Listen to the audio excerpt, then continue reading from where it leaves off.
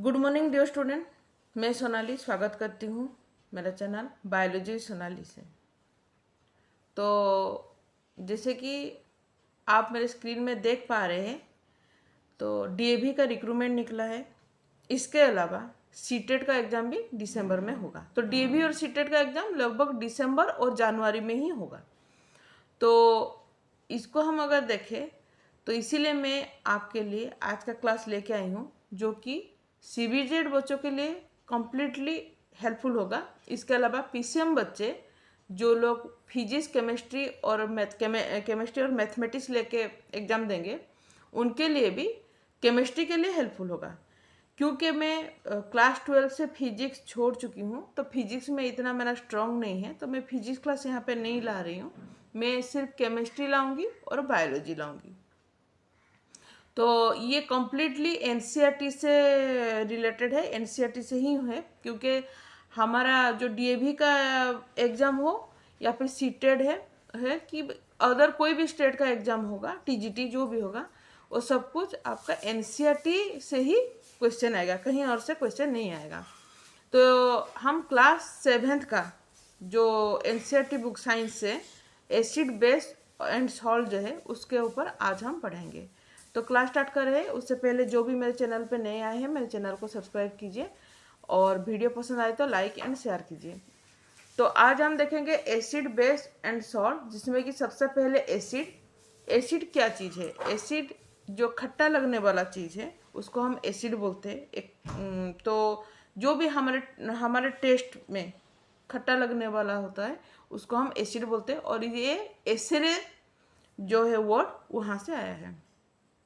तो एसिड को अगर हम ज़्यादा से ज़्यादा देखें तो ये ज़्यादातर वाटर में जो H+ ion dissolve aqueous medium में डिजोल्व होकर रहता है। और अगर हम देखें तो यहाँ से वाटर आयन ज़्यादा हाइड्रोजन आयन ज़्यादा निकलता है, तो उसको हम लोग एसिड बोलते हैं। एग्जाम्पल है HCl, H2SO4, जो HNO3, तो ये सब कुछ एसिड का एग्जाम्पल है। तो अगर बेस देखें तो बेस क्या है। बेस जो कि बीटर या फिर सोपी टच करने से उसको मतलब जिस तरह से सोपी फीलिंग होगा, और इसका टेस्ट जो है बीटर बीटर जैसा होगा।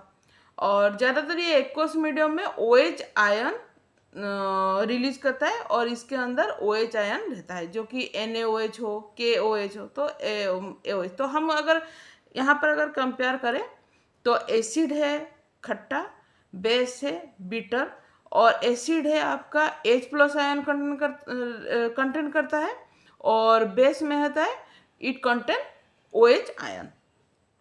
ठीक है। और the example of acid is HCl, hydrochloric acid और सल्फ्यूरिक एसिड।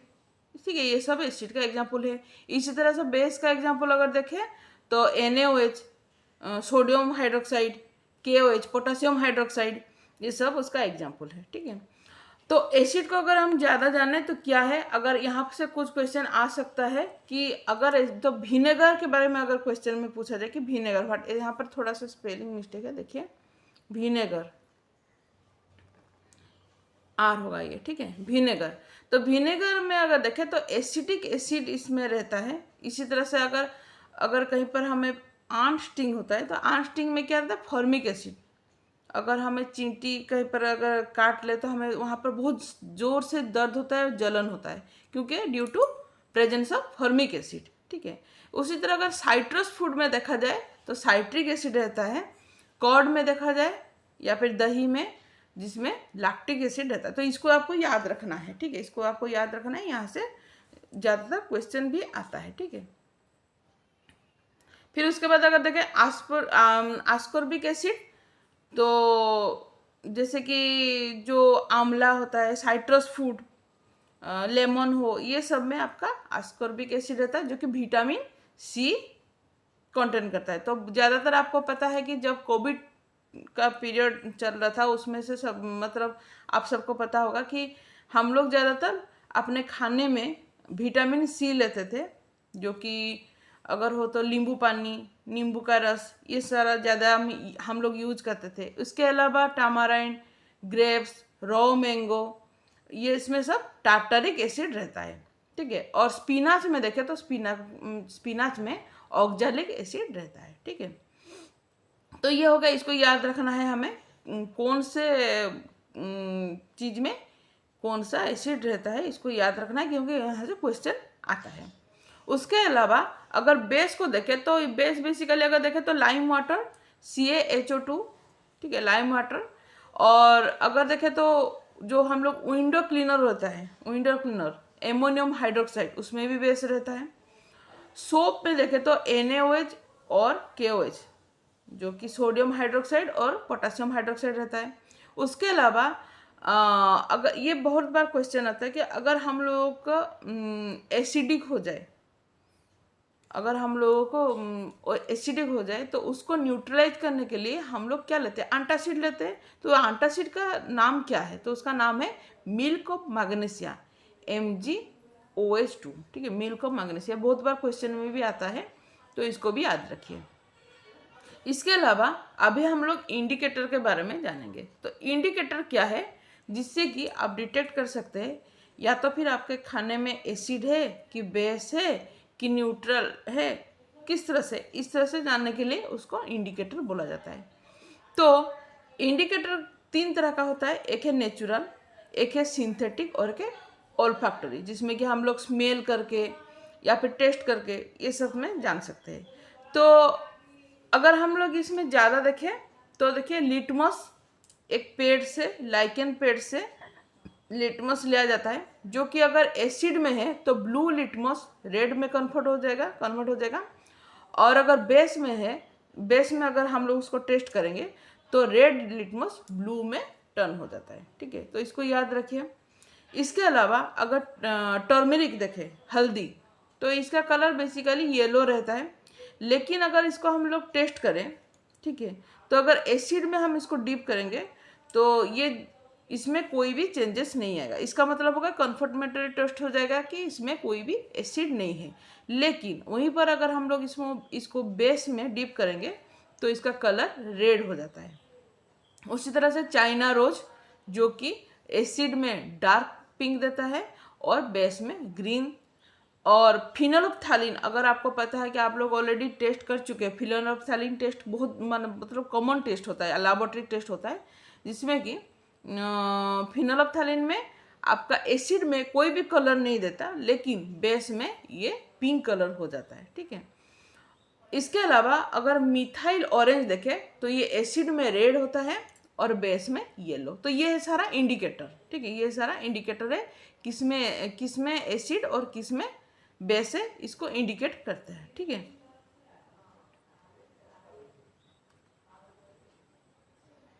अगर हम लोग pH स्केल को देखें तो ये भी एक बहुत कॉमन है, जो कि हम कॉमनली इसको यूज किया जाता है। तो एक पेपर, उसमें पेपर सब सारा पेपर रहता है और एक स्केल दिया जाता है जिसमें कि 0 से लेके 14 तक रहता है। तो यहाँ पर देखिए, यहाँ पर एक 0 है, तो 0 क्या होता है, 0 से लेके 7 के अंदर अगर रहा तो इसको हम लोग एसिडिक बोल सकते हैं।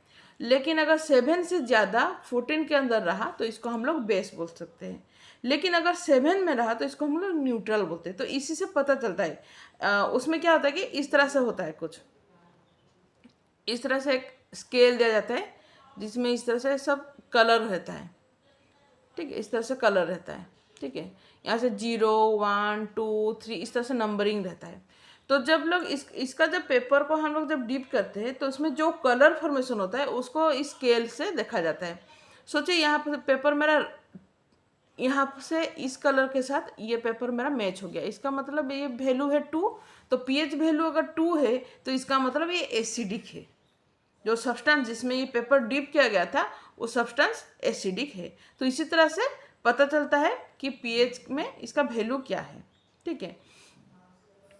कुछ केमिकल प्रॉपर्टीज अगर देखें तो एसिड रिएक्ट करता है अगर मेटल के साथ, ज़्यादातर अगर जिंक को देखें तो ये सॉल्ट और H2 रिलीज करता है, जिसको हम पॉप साउंड भी बोलते हैं, ठीक है। इसको पॉप साउंड, याद रखिए, इसको पॉप साउंड बोला जाता है, ठीक है। MnCO3 अगर देखें तो इससे क्या निकलता है, या फिर MHCO3 अगर देखें तो यहाँ से क्या निकलता है, आपका ज़्यादातर सॉल्ट, कार्बन डाइऑक्साइड और वाटर, जो कि लाइम वाटर टेस्ट नाम से बोला जाता है। ठीक है, लाइम वाटर टेस्ट मेटल लेके किया जाता है, इसको मेटल लेके किया जाता है। ठीक है, तो पहला हुआ जिंक। अगर जिंक देखे एसिड रिएक्ट विथ मेटल अगर देखा जाए तो पॉप साउंड, ये भी बहुत बार क्वेश्चन में आता है। या तो फिर अगर मेटल में देखें तो CO3 किंवा HCO3 है, तो वहाँ पर लाइम वाटर टेस्ट उसको बोला जाता है।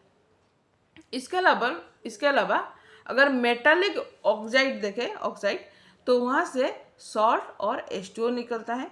और अगर बेस को देखें न्यूट्रलाइजेशन रिएक्शन में, अगर बेस को देखें वहाँ से सॉल्ट प्लस वाटर रिलीज होता है। तो अगर यहाँ पर एसिड के साथ बेस रिएक्ट करे, ठीक है, जिसको हम लोग एक्जोथर्मिक रिएक्शन भी बोलते हैं। ठीक है, क्योंकि यहाँ से हीट निकलता है, यहाँ से हीट निकलता है, तो इसको हम एक्जोथर्मिक रिएक्शन बोलते हैं। तो उसमें क्या होता है, अगर एसिड के साथ बेस, एक है pH वैल्यू लेस देन 7 और एक है pH वैल्यू मोर देन 7, तो ये ऑटोमेटिक क्या होता है, न्यूट्रलाइज हो जाएगा, इसमें सॉल्ट एंड वाटर निकलता है। तो लेकिन यहाँ पर से कुछ शर्त है। क्या शर्त है कि अगर स्ट्रॉन्ग एसिड और स्ट्रॉन्ग बेस अगर लिया जाए, तो एग्जाम्पल है HCl से NaOH अगर रिएक्ट किए तो क्या होगा, इधर ये भी स्ट्रॉन्ग है उधर वो भी स्ट्रॉन्ग है, दोनों अगर रिएक्ट करें तो ऑटोमेटिक न्यूट्रल सॉल्ट में कन्वर्ट हो जाता है, जिसमें कि NaCl हो जाता है और pH वैल्यू इसका 7 होता है और इसमें वाटर रिलीज होता है। इसी तरह से वाटर रिलीज मतलब क्या है, आपको पहले से पता है, जे एसिड में क्या होगा, H+ निकलेगा, बेस में क्या होगा, OH- निकलेगा। तो H+ और OH- अगर इसको इस दोनों अगर कंबाइन कर लिए तो क्या होगा, H2O और वाटर रिलीज होगा। तो न्यूट्रलाइजेशन प्रोसेस में वाटर हमेशा रिलीज करता है। ठीक है, तो ये हो गया। लेकिन अगर केस 2 देखें, स्ट्रॉन्ग एसिड के साथ वीक बेस अगर रिएक्ट करे, तो स्ट्रॉन्ग एसिड यहाँ पर हम लोग हाइड्रोक्लोरिक को ले सकते हैं, हाइड्रोक्लोरिक एसिड, उसके साथ अगर NH4OH अगर रिएक्ट करें तो यहाँ पर क्या होगा, सॉल्ट तो निकलेगा, लेकिन क्योंकि बेस यहाँ पर वीक है, यहाँ पर एसिडिक सॉल्ट निकलेगा। तो एसिडिक सॉल्ट का नाम क्या है, NH4Cl, और उसके साथ वाटर तो निकलेगा ही निकलेगा, ये तो कंफर्म है। ठीक है, लेकिन अगर थर्ड केस में देखें, वीक एसिड के साथ स्ट्रॉन्ग बेस अगर रिएक्ट करें, CH3COOH और उसके साथ NaOH अगर रिएक्ट करें, तो यहाँ पर देखिए बेस तो स्ट्रॉन्ग है ना, तो अगर सॉल्ट निकलेगा तो कैसा सॉल्ट होगा, वो 100% बेसिक सॉल्ट ही होगा, CH3COOH यहाँ पर निकलेगा। ठीक है, उसके साथ वाटर। अगर weak acid and weak base, तो ये तो न्यूट्रल ही होगा, दोनों ही वीक है, दोनों ही वीक है, मतलब यहाँ पर कुछ बोलने की बात नहीं है, न्यूट्रल सॉल्ट ही आएगा। तो यहाँ से एक चीज़ तो याद हो गया कि अगर स्ट्रॉन्ग एसिड के साथ स्ट्रॉन्ग बेस हो तो न्यूट्रल सॉल्ट आता है, अगर वीक एसिड के साथ वीक बेस हो तो न्यूट्रल एसिड आएगा। लेकिन अगर दोनों में से एक स्ट्रॉन्ग हो गया और एक वीक हो गया, तो जो भी स्ट्रॉन्ग है वो ज़्यादातर इसमें हावी रहेगा। ठीक है, तो इसको याद रखिए। इसके अलावा कुछ स्ट्रॉन्ग एसिड और स्ट्रॉन्ग बेस का नाम हमको याद रखना है, जिसमें कि हाइड्रोब्रोमिक एसिड स्ट्रॉन्ग एसिड में होगा HBr, hydrochloric acid HCl, hydrochloric अगर देखें एसिड, अच्छा 2 बार हो गया, ठीक है, HCl। ठीक है, nitric acid HNO3, perchloric acid HClO4, sulphuric acid H2SO4। ये हो गया आपका स्ट्रॉन्ग एसिड। अगर स्ट्रॉन्ग बेस के बारे में देखें तो barium hydroxide BaOH2, calcium hydroxide, lithium hydroxide, potassium hydroxide, sodium hydroxide, strontium hydroxide. तो ये सारा आपका स्ट्रॉन्ग बेस है। तो आपको स्ट्रॉन्ग बेस और स्ट्रॉन्ग एसिड का नाम याद रखना है। ठीक है, अगर वीक में देखें तो वीक में कौन क्या क्या आएगा, देखो वीक एसिड अगर देखें तो acetic acid, carbonic acid, formic acid, hydrocyanic acid, hydrofluoric acid, उसके बाद सल्फ्यूरिक एसिड, ये सारा आपका वीक एसिड है। अगर वीक बेस में देखें एमोनिया, डाई इथालामाइन, उसके बाद मिथाइलामाइन, उसका सोडियम बाइकार्बोनेट, ये सारा आपका वीक बेस है। ठीक है, ये आपको याद रखना है। अगर बेस में देखें तो अभी थोड़ी देर पहले बोली थी मेटल, अगर यहाँ पर पॉप रिएक्शन, जिस तरह से हम लोग एसिड का देखे थे पॉप रिएक्शन, उसी तरह से बेस में देखेंगे पॉप रिएक्शन। तो मेटल से सॉल्ट और H2 निकलता है। उसी तरह से अगर देखें नॉन मेटालिक ऑक्साइड, अगर देखें एसिडिक में, तो सॉल्ट एंड H2 निकलता है। अगर न्यूट्रलाइजेशन प्रोसेस यहाँ पर देखें तो कुछ तो न्यूट्रलाइजेशन, जैसे कि आपका कॉमन न्यूट्रलाइजेशन होता है डाइजेशन में, जब हम लोगों को अगर एसिडिक हो जाता है, एसिडिक मतलब क्या था, अगर इनडाइजेशन प्रोसेस में स्टोमक में बहुत जोर से पेन होता है और वहाँ पर क्या होता है HCl रिलीज होता है। हमको पता है कि स्टोमक से ज़्यादातर हाइड्रोक्लोरिक एसिड एक रिलीज होता है। तो अगर ज़्यादा हाइड्रोक्लोरिक एसिड रिलीज हो गया तो क्या होगा, हमको वहाँ पर इनडाइजेशन होता है और स्टोमक पेन होता है। तो वहाँ से पेन रिलीफ पाने के लिए हम लोग एंटासिड यूज करते हैं।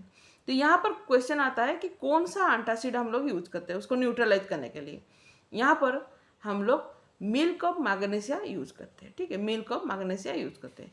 इसी तरह से अगर टूथ डिके हो, पीएच, टूथ डिके मतलब क्या, जहाँ पर पीएच वैल्यू लेस देन 5.5 हो जाता है। ठीक है, तो वहाँ पर हमको टूथ जो पीएच वैल्यू को मेंटेन करना होता है।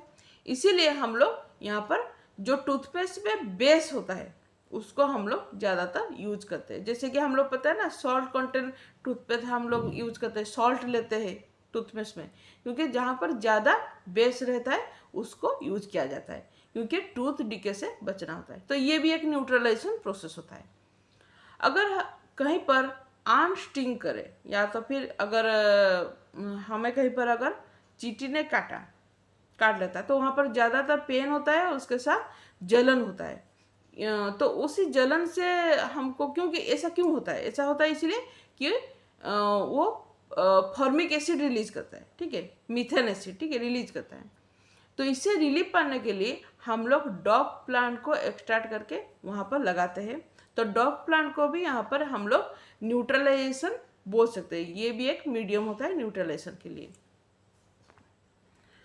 फिर देखें अगर एसिड रेन, आप बहुत बार क्वेश्चन में आता है, तब ताजमहल का जो कलर है वो क्यों अभी इस तरह से डल होना शुरू हो गया है, उसका एक रीजन है, बहुत सारा रीजन देता है वहाँ पर।